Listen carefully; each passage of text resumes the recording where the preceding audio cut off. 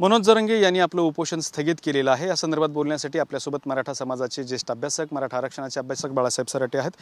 Sarate sir, काय सांगाल तुम्ही? काल ज्या पद्धतीने उपोषण मागे घेतलं, मागण्यासुद्धा काही मान्य केलं त्यांच्या, तुम्ही हा सगळा प्रकार पाहिलेला आहे, तुमच्याही लक्षात आहे, काय सांगाल, काय भूमिका आहे?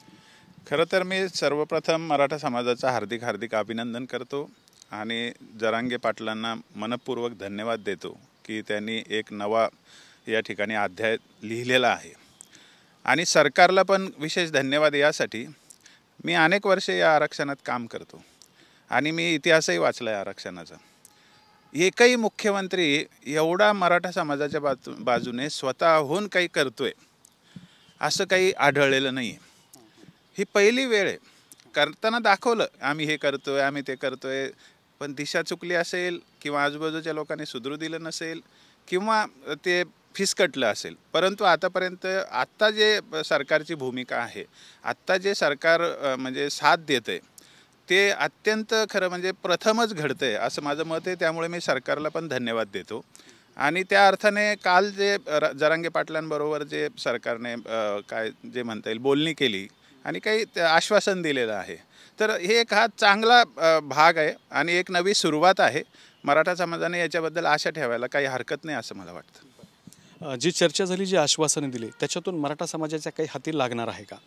हां, आता खरं म्हणजे मनोज जरांगे पाटलांचा जो मुद्दा आहे, सरसकट कुणबी दाखले द्या, तर महाराष्ट्रामध्ये विदर्भ, खानदेश आणि पश्चिम महाराष्ट्रातले बहुतांश जिल्हे यामध्ये तर सगळीकडे ते मिळालेले आहेतच। म्हणजे ते काही जमिनीवरचीच गोष्ट आहे, ती हकीकत काही नवीन नाही आहे किंवा काल्पनिक नाही आहे। राहिला होता मराठवाड्याचा मुद्दा मेनली, तर मराठवाड्यामध्ये आता 13,500 मिळाले असं सरकारने स्वतः नमूद केलं आहे, GRमध्ये लिहिलं आहे आणि जनतेला सांगितलं आहे। म्हणजे ती सत्यस्थिती आहे।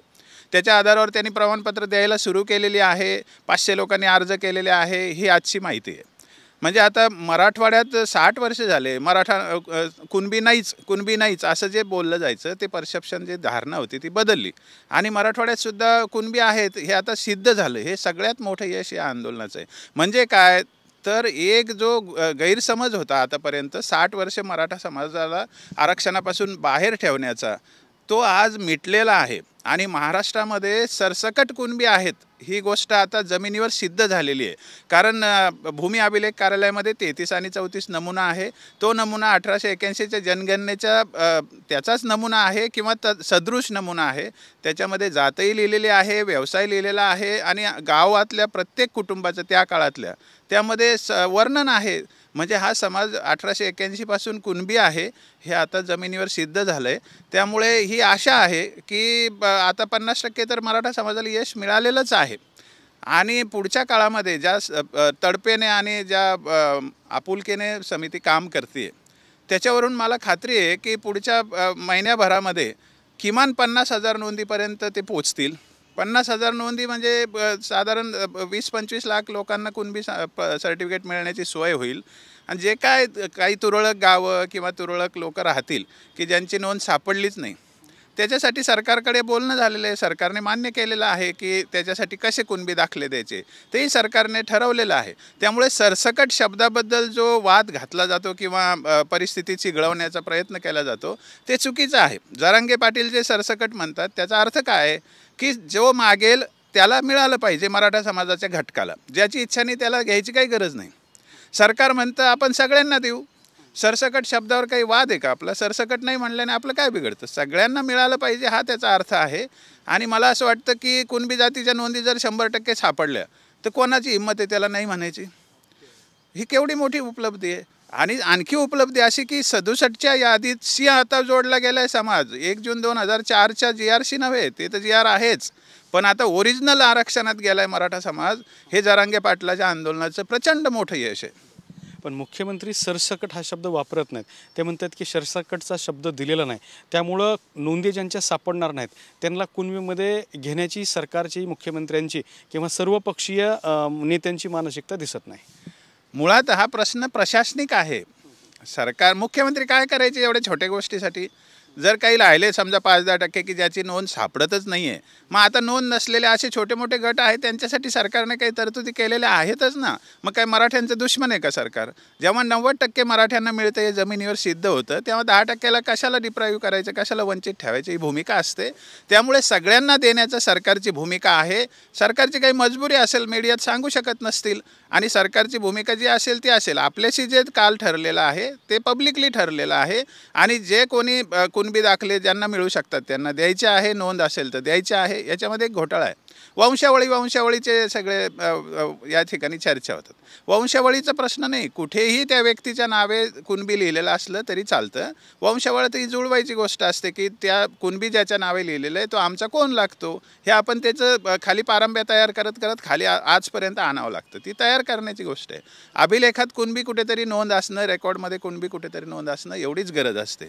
मला खात्री आहे आता ज्या पद्धतीने महाराष्ट्रभर कुणबीच्या नोंदी सापडत आहेत, 90% नोंदी सापडणार आहेत. आणि ज्या काय 10%चा प्रश्न आहे, अजून सरकारचा प्रयत्न आहे 1881चं मूळ रजिस्टर जे आहे जनगणनेचं, ते सगळं रजिस्टरच प्राप्त करण्याचा त्यांचा प्रयत्न आहे. त्यामुळे ते मिळालं तर मग काहीच प्रश्न नाही, 100% काम होऊन जातं, तिथं अडचणच नाही. मग आता दुसऱ्या एक लोकांच्या मनामध्ये एक डाऊट आहे, तो म्हणजे जात पडताळणीचा.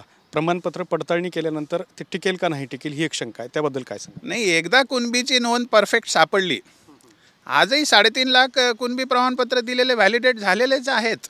बार्टीकडे ते उपलब्ध आहेत, आणि ते मराठा समाजाचेच आहेत. मराठा ज्यांच्या नावावर लिहिलेलं आहे त्यांच्याच नावाचे ते प्रमाणपत्र आहेत. त्यामुळे ते व्हॅलिडेट झाले तर ही काही काल्पनिक गोष्ट नाही, जमिनीवरची गोष्ट आहे. पहिली गोष्ट, कुणबीची नोंद सापडणं म्हणजे व्हॅलिडिटी होण्यासारखंच आहे, त्यात अडथळा येण्याचं काही कारणच नसतं. आता ओबीसी समाजाची काय भूमिका असेल? ओबीसी समाज याला साथ देईल का असा मुद्दा आहे, आणि विरोधही काही जण करतायत. ओबीसी समाजाची आता गोची झाली आहे. मुळात हा जो मार्ग निवडलेला आहे मराठा समाजाच्या जरांगे पाटलाच्या आंदोलनाचा, हा मार्ग इतका चांगला आणि सर्वसमावेशक आहे की याच्यामध्ये कोणीही कोणाला विरोधच करू शकत नाही. कारण आजही ज्याच्याकडे नोंद आहे त्याला कुणबी दाखले देण्याची पद्धत आहेच. मग त्या नोंदी 50कडे आहेत म्हणून देता येतात, आणि 1000 लोकांकडे आल्या म्हणून देता येत नाही अशी भूमिका नाही घेता येत. कायदा काय सांगतो, ज्याच्याकडे नोंद आहे त्याला दिले पाहिजे. आणि मग आता 100% मराठ्यांकडे कुणबीच्या नोंदी आल्या तर त्यांना दिले पाहिजे, हा न्याय आहे. त्यामुळे ओबीसीचं याला विरोध असण्याचं काही कारण नाही. उलट ओबीसी बांधवांना आता सांगायचं आहे मला की आता आम्ही कुणबी आहोत हे जमिनीवर सिद्ध झालं, 60 वर्षापासून आहोत. आम्ही आरक्षणाच्या बाहेर राहिल्यामुळे आमचं नुकसान झालं, तुम्हाला जास्तीचं मिळालं. मग आतापासून पुढे इथून पुढे तुम्हाला आम्हाला शेअरच करावं लागेल, भागीदारीतच ठेवावं लागेल, आणि आपण सगळे मिळून लढू की ओबीसी आरक्षण वाढवलं गेलं पाहिजे. सगळे मिळून लढू की जनगणना झाली पाहिजे जातीनिहाय. सगळे मिळून लढू की अजून सगळे रिक्रुटमेंट केलं पाहिजे, प्रायव्हेटायझेशन नाही केलं पाहिजे, कंत्राटीकरण नाही केलं पाहिजे. आपण एकाला एक जर मोठी संख्या झाली, मराठा कुणबी एकत्र आले, SC ST मराठा कुणबी एकत्र आले, तर 70-80% समाज एकत्र येतो. कोणाची हिंमत आहे राज्य विरोध करण्याची आपल्याला? आपण म्हणू तसं धोरणं ठरवू शकतो, म्हणू तसे आपल्या समाजाला न्याय देण्याचे प्रयत्न करू शकतो. याच्यात एकमेकाच्या विरोधात उभं राहण्याचा इतिहास आता बदललेला आहे. आता आपण सगळे एकाच गटात आहोत, हे आता सगळ्यांनी समजून घ्यावं, हे वास्तव आहे जमिनीवरचं. तर हे होते अभ्यासक बाळासाहेब सराटे यांनी ओबीसी आणि मराठ्यांसाठी सुद्धा एक महत्त्वाचा मुद्दा समोर ठेवला आहे, तो म्हणजे ओबीसींचं आरक्षण वाढवण्यासाठी दोन्ही समाजाने मिळून प्रयत्न करणं गरजेचं आहे. दत्ता कानवटे, TV9 मराठी, छत्रपती संभाजीनगर.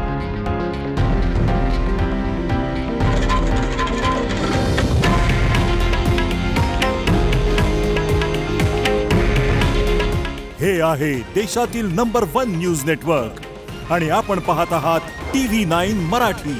काळजी तुमची, हित महाराष्ट्राचं.